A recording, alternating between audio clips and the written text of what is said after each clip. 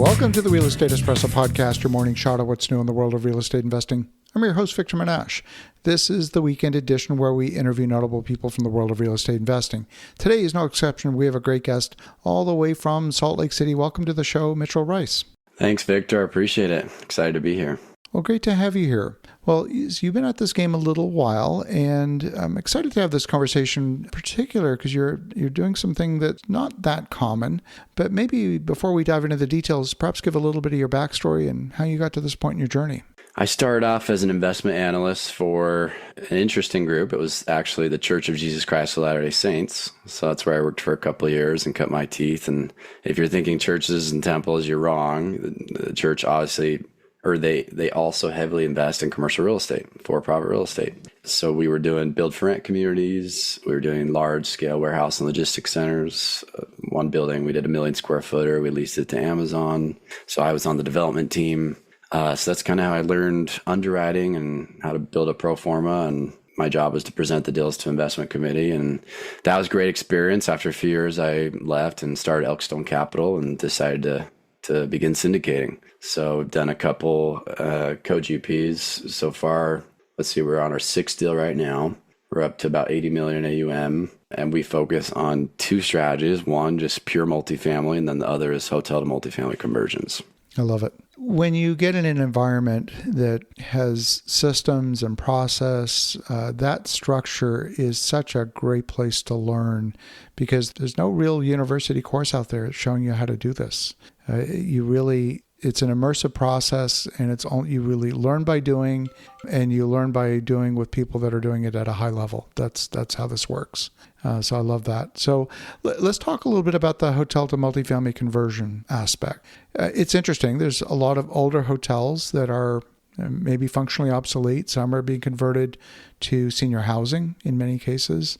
Some are being converted to rooming houses even. And yet the form factor, the physical form factor of a hotel sometimes lends itself well to a conversion, sometimes not. You want to talk a little bit about what you've experienced? Yeah, I mean, it's easier if they're already extended stay. So extended stay brands obviously have the kitchenettes already built out. So for product like that, we find ourselves able to offer anywhere from 60 up to 80 grand a key and make it pencil. If it doesn't, and we have to do the heavy lift of plumbing out the kitchens, adding in the kitchenettes, putting in all the appliances, fixtures, a lot of the times we're underwriting from 30 to 50 grand a key to make it pencil. A lot of hotels work. They're in good locations with great traffic.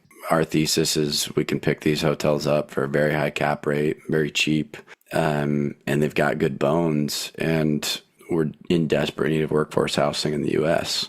I think the data point is we're 4 million units short in the affordable rent range. So that's kind of the thesis here is take these old hotels, repurpose them, whether they have the kitchenettes or not, go to the city, get the rezone, get the change of use permit, get permits to build out whatever we need to do, start leasing it up with 12-month leases.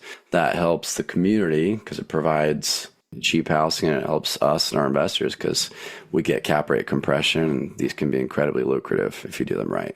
When I think about the design of an apartment building, there are certain physical dimensions that just naturally seem to work. If I think about the distance from the window to the interior hallway, something in the range of 28 to 35 feet is kind of ideal. Not all hotels do that. Right. Right. You need a certain amount of beachfront real estate with windows for living room and bedrooms, and then laundry, kitchen, bathrooms, closet, that can go in the core. And yet that doesn't always work in a hotel context. So you end up losing a lot of density sometimes when you're converting a hotel, unless those dimensions work. What's been your experience? Yeah, so our experience has been a lot of the times it's more of a studio product. We're doing a deal in Denver right now. It was an old Holiday Inn, 11-story building. We bought it for about $29K per key, no kitchenettes. So we have to do the lift of putting everything in. And obviously they're all studios right now.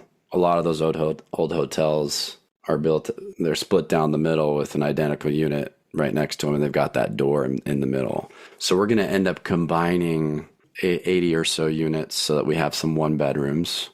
We're not physically changing the floor depth of the units themselves or anything like that. Yeah, we do what we can with the ones we're combining. We get enough space to put in-unit laundry and dryer in those units.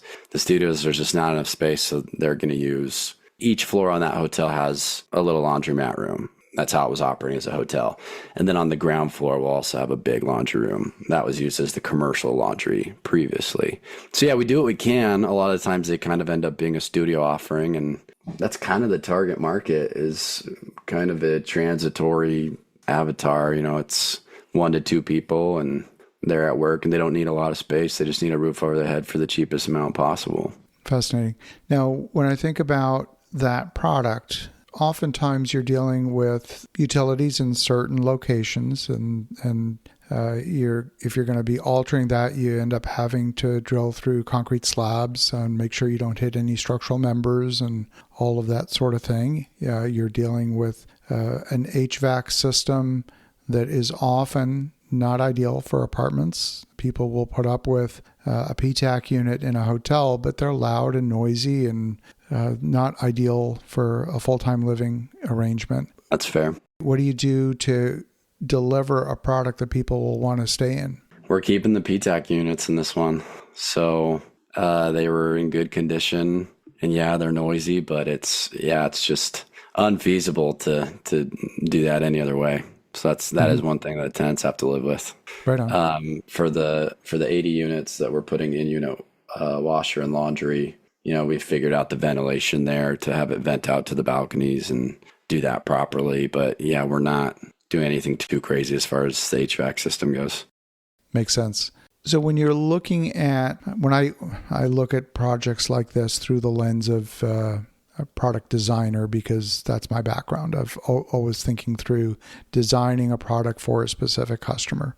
And so I start from there and then back up. So when you think about who your client avatar is and you describe them to some degree, what is the product that is the perfect fit for them? And then can we back up from there and actually achieve that on this platform?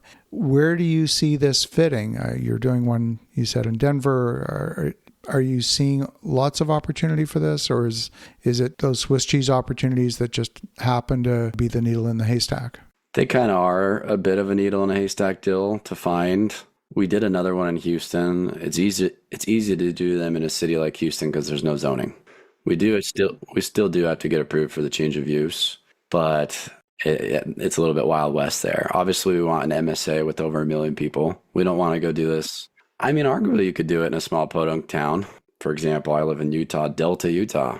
Could probably use something like this. A small podunk town, but they're getting one of the biggest data centers in the world being built right outside of the city.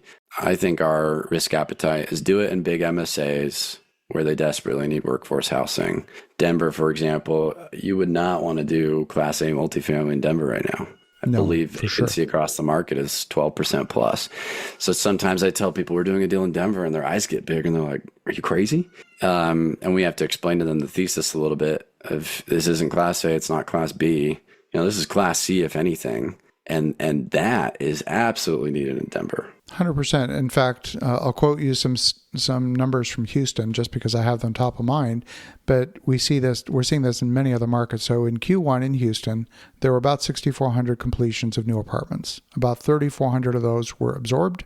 3,200 of those were absorbed in Class A new construction. 500 were absorbed in Class C, and minus 750 in Class B.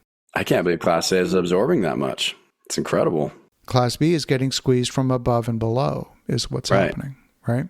That is not unique to Houston. It's happening in multiple other markets. I've had conversations with numerous developers, and they're all seeing the same thing. So what you're describing is absolutely right on.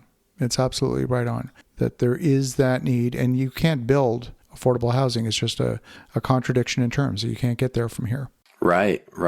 Yeah, you can't build it, right? And that's why the hotels make sense to buy, because you can really buy them for, so many hotels, Victor, out there just don't pencil. And that was the case with this one in Denver. Previous owner bought it for $15.4 million. They haven't been able to be NOI positive. They finally threw in the towel. We bought it for $9 million. So just a huge discount to what the previous group purchased it for. And it's a great asset. Honestly, we were expecting to find more issues We did structural investigation. We looked into the walls. We did everything we could, fully expecting to find issues, and we got really lucky. The bones of the building are in very good shape. Love it. Well, Mitchell, if folks want to connect, if they want to learn more, what's the best way? My email's mitch@ElkStoneCapitalPartners.com, or add me on LinkedIn. We'll start messaging back and forth there. Yeah, reach out. Would love to have a conversation. Terrific. Well, Mitch, thanks for coming on the show. And for the listeners at home, definitely want to connect with Mitchell Rice at mitch@ElkStoneCapitalPartners.com. The link will be in the show notes. And in the meantime, have an awesome rest of your weekend. Go make some great things happen. And we'll talk to you again tomorrow.